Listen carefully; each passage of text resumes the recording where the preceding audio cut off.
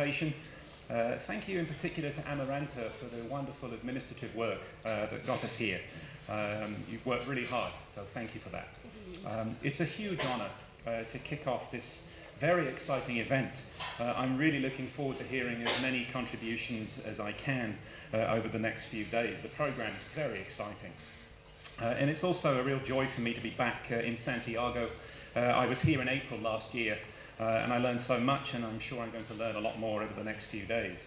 I'm very sorry that I don't speak Spanish. It's very hard to find the time to learn, and also it's really hard.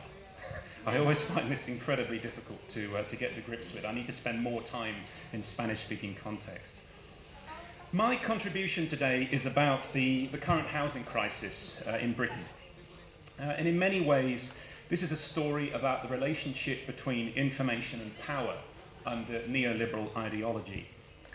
Now, that relationship is hardly news in Chile.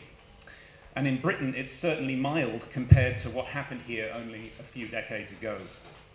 But at the same time, the power that certain institutions have to control the agenda in debates, the power to influence people's wishes and thoughts, even to make people want things that are opposed to their own material interests, or what the political theorist Stephen Lukes calls the power to mislead. This is still of critical importance, and hopefully it's very relevant to a conference that is dissecting the notion of social cohesion. As a point of departure, I want to start by telling you about a recent intervention in the debate on housing made by a free market think tank based in London called the Adam Smith Institute.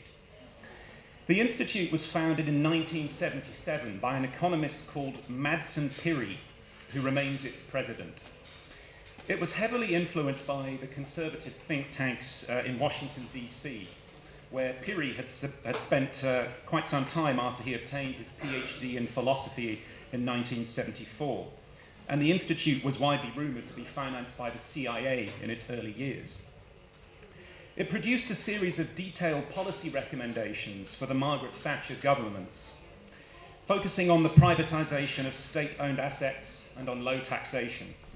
And it subsequently became massively influential to what we now call Thatcherism.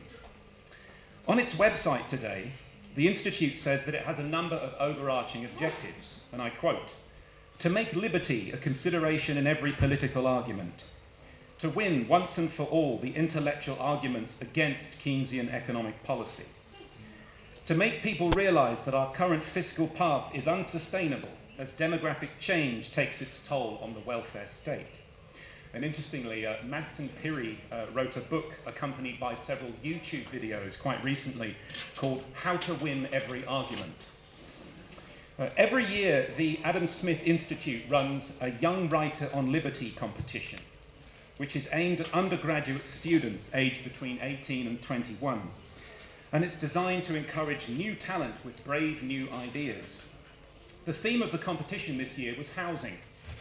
And the winner was somebody called Theo Clifford, who's a student in politics, philosophy, and economics at Oxford University. And his winning essay appeared on the Institute's website with this headline. And here is what Theo Clifford said in this short piece on the Adam Smith Institute website. So I quote, "The problems with the UK housing market have been well documented. The reason is clear. Britain has a sore lack of proper slums. Government regulations designed to clamp down on landlords restrict people's ability to choose the kind of accommodation in which they want to live. Housing should cater to a wide array of preferences. Some people might not feel like they need a bedroom space as large as the state expects, while others might not mind sharing a bathroom with another family if it means lower rents. The market desperately wants to provide houses people can live in at prices they can afford. But in the eyes of local authorities, these houses are too small or too tall, or the ceilings are too low, or the windows not energy efficient enough. Therefore, sweeping deregulation is the only way to provide Britain with the slums it is crying out for." Now, it's hard to know where to begin with this. I guess he's only 20 years old, the author. Yeah, but what was interesting is that it generated national media attention, unsurprisingly. and then outrage on social media. This led the deputy director of the Institute to leap to Theo Clifford's defence, and he said this: "Theo is asking people to think past what the word slum means to us and ask if government regulations are too restrictive. Theo is an extremely smart, reasonable and pleasant chap and is destined for great things." Hopefully not in housing policy, at least. Now, it's tempting just to dismiss this as just fatuous nonsense, but these think tanks are so influential in public policy formation that it makes sense not to be dismissive but to be analytical about them. So there's a culture of studying urban and social or even territorial problems that is dominated by epistemological concerns, or what is often referred to as knowledge production. A few years ago, I started researching the ongoing assault on the UK welfare state and the way it was being justified by politicians. And I found that epistemological concerns become stranded very quickly. Due to all the myths and all the disinformation flying around, it seemed important to shift questions away from what people know about the society in which they live towards questions about what people do not know and why not. And I found that it could be quite revealing to reject appeals to epistemology and start studying the intentional production of ignorance instead. It turns out there's a word for this, an awkward word called agnotology, which is coined by Robert Proctor, a science historian. Proctor's focus was the tobacco industry's efforts to manufacture doubt about the health hazards of smoking. He discovered that the industry went to great lengths to give the impression that the cancer risks of smoking was still an open question, even when the scientific evidence was overwhelming. Since the 1980s, as the cancer risks have become more widely accepted, the industry's goal has been to control the history of tobacco, just as earlier they'd controlled the science of tobacco. So attempts were made to do this via the employment of historians, often through substantial consultancy payments, to write articles and reports documenting the supposedly beneficial health effects of nicotine through the ages. So, writing with Londa Schielinger, Robert Proctor seeks to promote the study of ignorance by developing tools for understanding how and why various forms of knowledge have not come to be or disappeared, or have been delayed or long neglected, for better or for worse, at various points of history. The most interesting deployment of this agnotology approach that I've seen so far is this book written by Philip Mirowski, which is a scathing critique of the role of the economics profession in and after the 2008 financial crisis. Mirowski writes about the genesis and nurture of intellectuals poised to prime and muddy up the public mind and consequently foil and postpone most political action, and hence to preserve the status quo. And he argues that the production of ignorance has been one of the objectives of the financial sector since the crisis, and economists are actually on the front lines of the disinformation, ignorance-producing project. So what I want to argue today is that the production of ignorance is really important in understanding the housing crisis, and it's the free market think tanks that are at the heart of this production of ignorance. So I want to give you a little history about the current housing crisis, what led to the crisis that the UK is currently facing. I wish I had more time. I'll have to take some shortcuts here, but I'll give just a brief overview as to the sorts of struggles that decades of political struggles have created. I've also referred to Britain a few times already. It's in my title. But it's important to recognise that there are considerable differences in housing affairs between Scotland and England especially. The impact of the housing crisis in the UK is geographically uneven, and also housing policy in Scotland is a devolved policy to the Scottish government, but then complexity emerges because there's welfare reform going on, which is British government legislation but is not devolved, which affects housing. So there's all kinds of complexities involved at different levels of governance and different national priorities. But I use Britain because I think it's sensible to retain that term because we see such a serious housing crisis going on, and also because of the impact of austerity. More on that in a moment. So we need to go back in time to understand the situation today. The British public housing model in the Fordist Keynesian era was characterised by two main attributes. First of all, number one, local authorities or councils were directly responsible for the building and day-to-day management and maintenance and financing of their public housing stocks, supported by central subsidy. And these councils, of course, were accountable to tenants through the ballot box. Secondly, it was an allocation model based on general and not special needs that offered homes to citizens on a first-come, first-served basis. But state intervention went beyond public housing to encompass the regulation of the private rented sector in the form of rent regulation and protection against evictions. Although private home ownership did become the largest sector over the course of the post-war era, the principle of decommodified housing was strong in that era all the way up to the late 1970s. And then came Margaret Thatcher and the victory of the Conservatives in 1979, which brought a systematic assault on this principle of decommodified housing, part of a more general assault on the welfare state that is still very much felt today and in many ways being continued by the Conservatives who are in power right now. Margaret Thatcher despised the very existence of council housing. She viewed it as dangerously socialist, a handout that encouraged idleness. And she constantly drew distinctions between hard-working taxpayers and homeowners versus idle council housing tenants. Then came the real game changer, something called right-to-buy legislation, which was introduced in 1980 to encourage the direct sales of council housing at large discounts to tenants, to promote what she called a property-owning democracy at the expense of the public housing stock. Over the past 35 years, nearly 3 million publicly owned homes have been sold off under this scheme. Many working class people acquired an asset beyond their dreams at a steal. But right to buy actually failed on its own privatising terms, as just under 40% of all those who exercised their right to buy then sold on to private landlords who then rented them to tenants at double or triple the level of council rent, which then required tenants to apply for housing subsidies from the state in order to pay rent.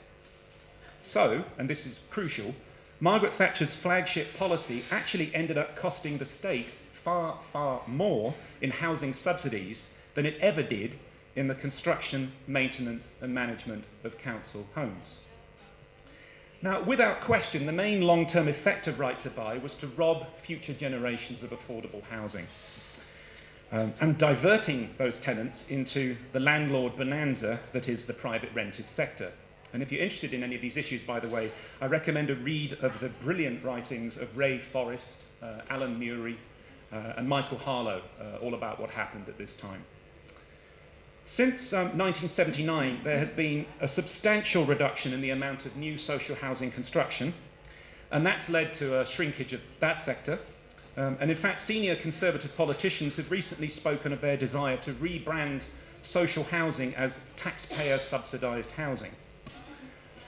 In addition to right to buy, Margaret Thatcher oversaw an end to rent controls and the relaxation of lending rules to promote mortgage borrowing, which was enthusiastically upheld under the subsequent governments, especially the Tony Blair era.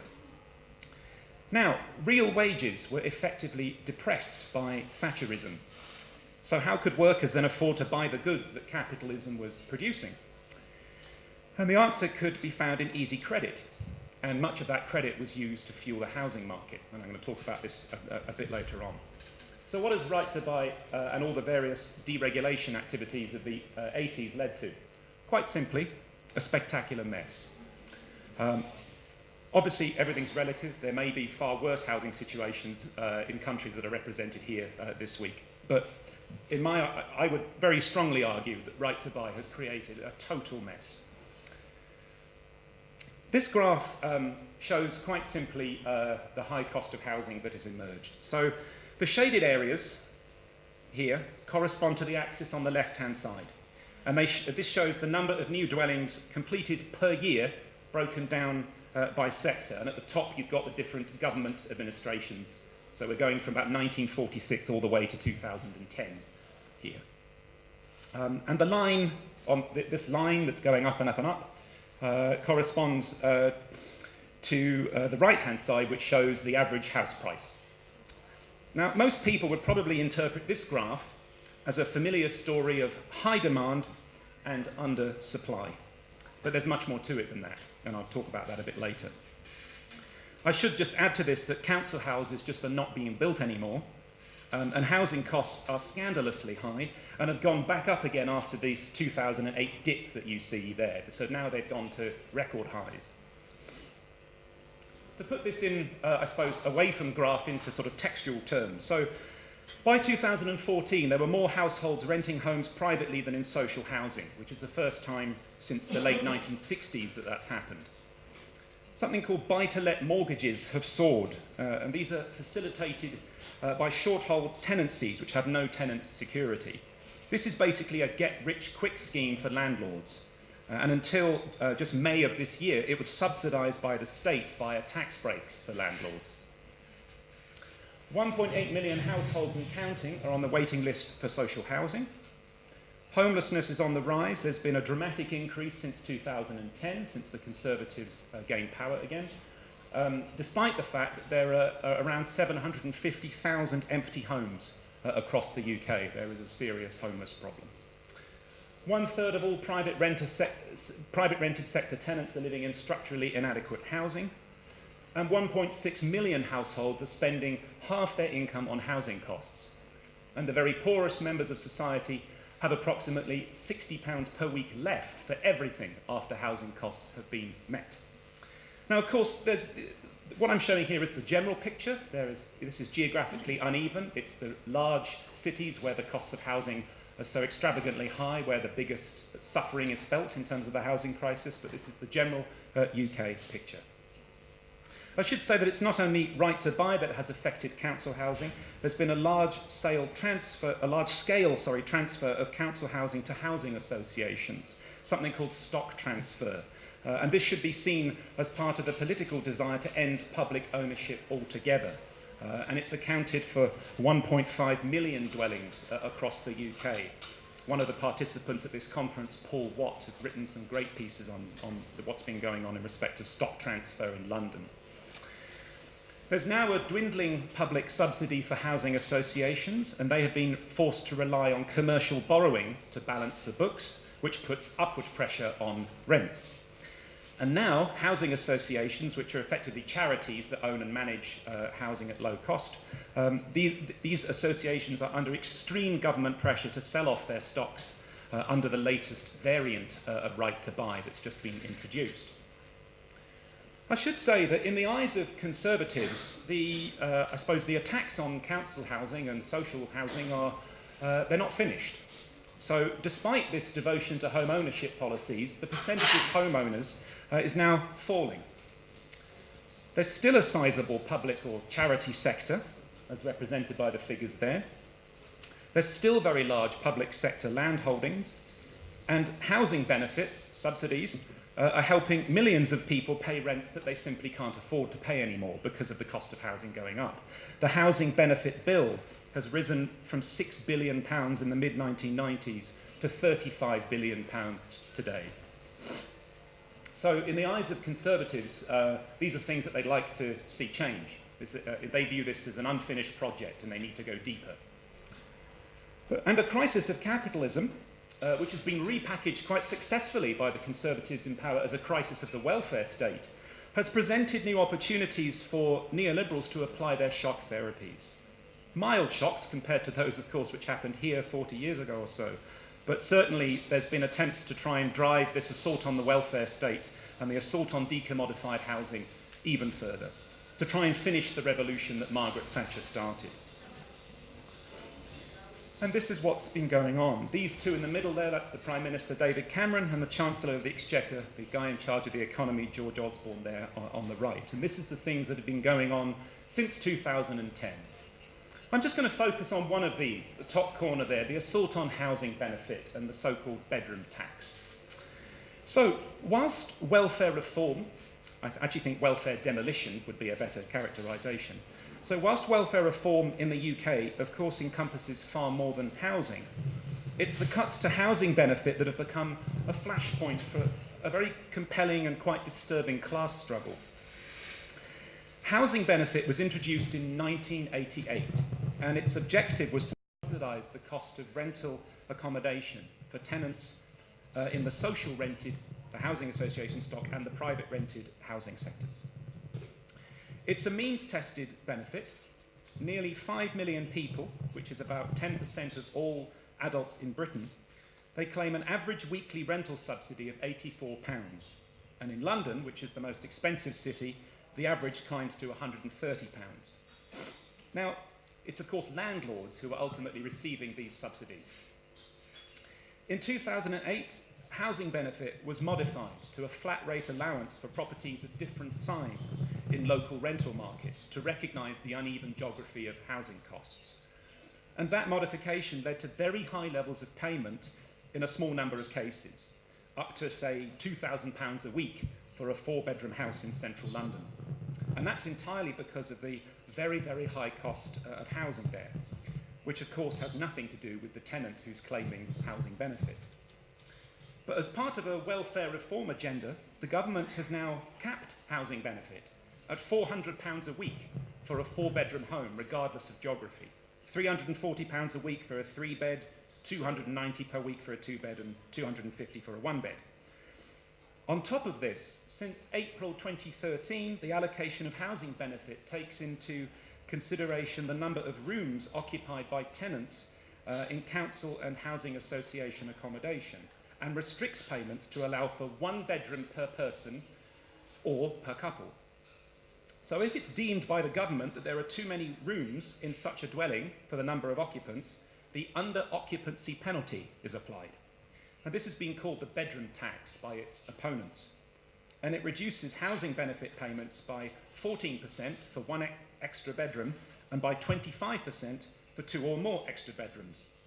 And politicians are now attempting to defend the indefensible by referring to the many thousands of tenants across all sectors living in overcrowded housing. And they claim that the reallocation effects of the policy will reduce council housing waiting lists. But that argument is immediately stranded once it's recognised that people who get evicted from their homes because they are unable to pay rent is not going to reduce council housing waiting lists. And the evidence from people who are so far affected by the bedroom tax in England and this is either people who have been evicted or living in fear of eviction, is a catalogue of miserable experiences ranging from psychosocial stress to broken social networks and even, in a small number of cases, suicide. So then the question becomes, well, how can all this be possible? Who or what is doing all the ideological groundwork to make all this acceptable and even quite popular with voters? One of the things I should say is that welfare reform in many opinion polls has consistently been shown to be probably the most popular policy of the current Conservative government. And this is where you enter the free market think tanks. And they are very influential right now. Their reports and their proposals directly shape public policies. Think tanks are officially non-state agencies, but they have profound and far-reaching state effects. I'm just going to give you a couple of examples to show the way that they argue and the way that they operate and the kinds of things that they say about housing. And here I invite you to think about this agnotology that I mentioned earlier.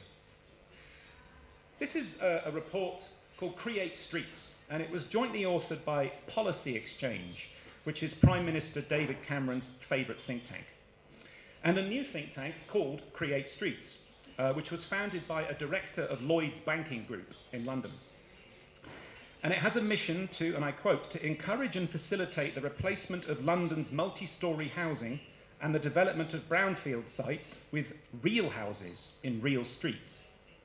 So multi-storey, high-rise social housing is not considered real by the people that wrote this report. These are some of the things that they say about multi-storey buildings, and what they're saying is council housing in the high-rise variety of London. So multi-storey housing is more risky, makes people sadder, badder and lonelier. The best predictor of juvenile delinquency is living in blocks of flats, apparently, as opposed to houses. And of course, the evidence for this is just not there, but they somehow managed to massage and manipulate what few things they've read to say that, oh, the evidence supports us when we say this. My favourite was this, so that the evidence suggests that tower blocks might even encourage suicide. Without wishing to be glib, tower blocks don't just make you more depressed, they make it easier to kill yourself. You can jump. Now, all of this might seem completely absurd. It did to me anyway. But in March 2014, the UK government budget cited its work, endorsed many of its recommendations, and created a £150 council housing estate regeneration fund going on these principles. Alex Morton, who was the co-author of the report, has since left Policy Exchange to become David Cameron's special advisor on housing policy. And this is what he thinks about social housing in London. Second one I want to draw your attention to is this one by the Institute of Economic Affairs, a much older think tank, a leading force in the birth of the neoliberal creed. And this is their crusade against any and all rent regulation. This report purported to be a comprehensive literature review on rent control, but its main sources were the IEA's own previous publications on the subject, especially a 1972 pamphlet called Verdict on Rent Control, which was co-authored by none other than Milton Friedman and Friedrich von Hayek. The other sources they used were studies by numerous other free market think tanks, and also a few economics journal articles by people like Ed Glaser, and numerous other neoclassical economic perspectives on rent control. And this report circulated very widely in the mainstream media and was used by the Conservatives at precisely the time when housing became a hot political issue in the run-up to this year's general election, which the Conservatives won, of course.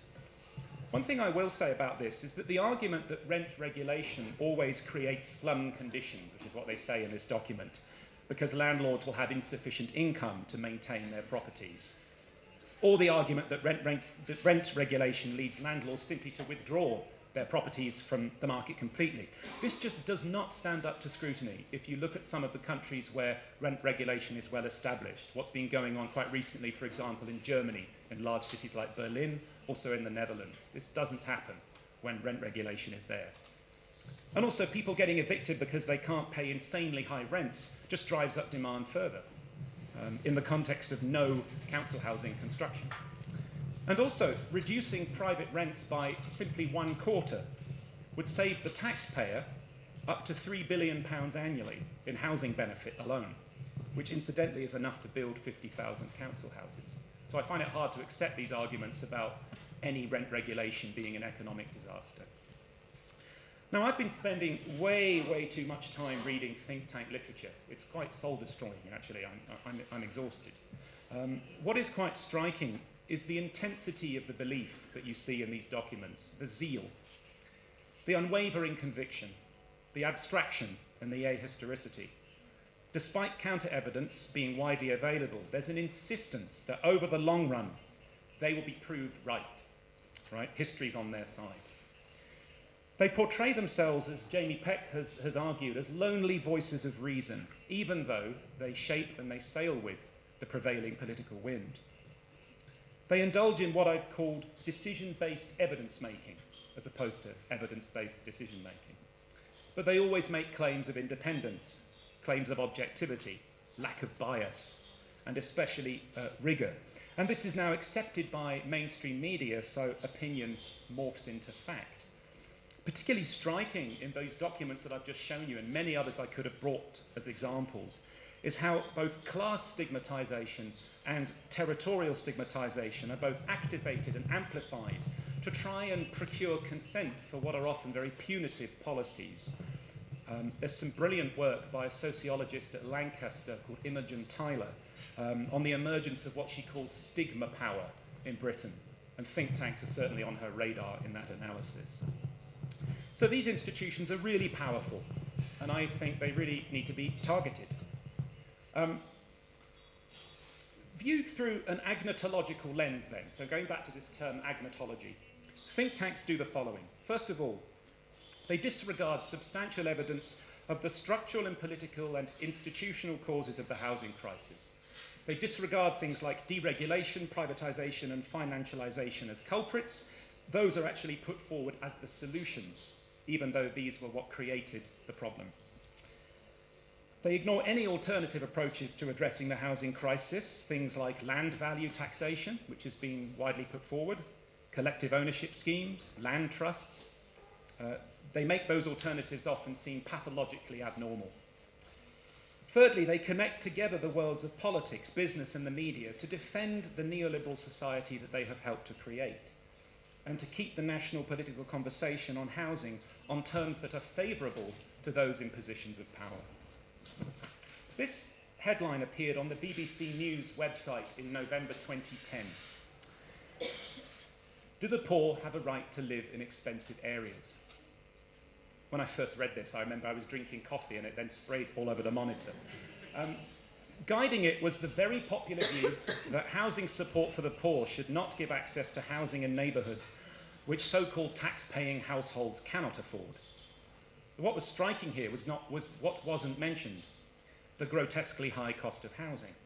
Instead, the focus was shifted to vague appeals to what is fair and not fair, and the not-so-vague insistence that everybody else should not be taxed to house certain people. And also it gave the impression that the poor people living in desirable areas are really lucky, when the real beneficiaries of all the subsidies are in fact their landlords.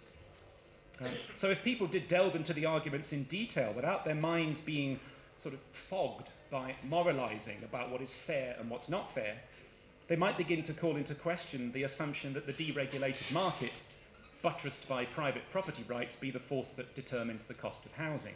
And then the whole way the debate is framed might change dramatically. So, do the poor have a right to live in expensive areas? It might become, do the rich have a right to colonize poor areas? Perhaps even, what makes these areas so expensive and wages in them so unequal? Which is a rather different set of concerns. So the production of ignorance, I would argue, is critically important to the spread and survival of conservative ideology on housing in the UK. Now, it doesn't take a complex modelling exercise to demonstrate that the cuts to housing benefit that I mentioned earlier mean that many thousands of people on low incomes are no longer able to pay rent in cities across the UK, particularly those living in cities where the cost of housing is so high. And this is quite simply leading to displacement on an epic scale, especially from London. In April 2015, April this year, it was revealed by reporters of the Independent newspaper that councils in London moved almost 50,000 families who had fallen into rent arrears out of the city between July 2011 and July 2014, sometimes at a rate of nearly 500 families per week. In many cases, families were moved to cities that were far, far away from their social networks. Places like Manchester, Bradford, Hastings, Dover and Plymouth, a long way from London. Now, when this is considered alongside the further cuts that will be brought in next April, when the total welfare benefits a family can receive, not just in housing, is being reduced even further, large parts of England quite simply become unaffordable. Here is a cartographic depiction of the implications of all this for the case of England. So on the left, you have areas that are where a two-bedroom property is unaffordable before welfare reform, just in London. And on the right-hand side, you have areas after welfare reform where simply a two-bedroom property is unaffordable for a couple with two young or same-gender children. So the displacement of low-income people from central city districts in Britain, particularly England, should not be viewed, in my view, as a consequence of the way the housing market works, which is often what you hear from politicians, but rather as calculated expulsion, which is being engineered by a government utterly in alignment with the interests of capital. And here I think it's very helpful indeed to draw upon the late great urban geographer Neil Smith's theory of class struggle, which is revanchism. Revanchism comes from revanche, the French for revenge. In a series of wonderful essays, Neil Smith pointed out what happened in the aftermath of the Paris Commune, where a group of nationalist reactionaries were intent on exacting revenge upon all the working class communards who had stolen their vision of French society from them. And so applying this to New York City in the 1990s, Neil Smith wrote about the revanchist city as an arena where those at the top of the class structure are determined to maintain their privilege via all sorts of aggressive political tactics and institutional innovations, legal frameworks and policy experiments, leading to what he described as a class retake of space. So I would argue that revanchism provides an understanding and a critique of the class interests that are behind housing as an accumulation strategy. I want to finish off now by offering some thoughts on the high cost of housing, which is consigning low-income families in the UK to financial ruin, and there's increasing evidence that this is indeed the case for many people, many more people with each passing year. So, if supply and demand, that calculus, constitutes an inadequate explanation, then the question becomes, what is going on? And this is where I turn again to the legacy of Neil Smith, who always insisted that the circulation of capital in urban land markets be central to an analysis of the housing question. So I'll go into some detail on this before finishing. So due to the decades-long shrinkage of the manufacturing sector in Britain, capital has switched from its primary circuit of industrial production to the secondary circuit of accumulation, which runs parallel to it, and that's the one of urban land and real estate markets, the secondary circuit. But in many advanced capitalist economies, the secondary has supplanted the primary in terms of its overall importance. Just to give you an illustration of this, 76% of all bank loans in Britain now go into property. 64% of those into residential mortgages. 80% of all household debt is tied up in mortgages. So a central point to understand is the ways in which the housing problem is embedded in structures of capitalism.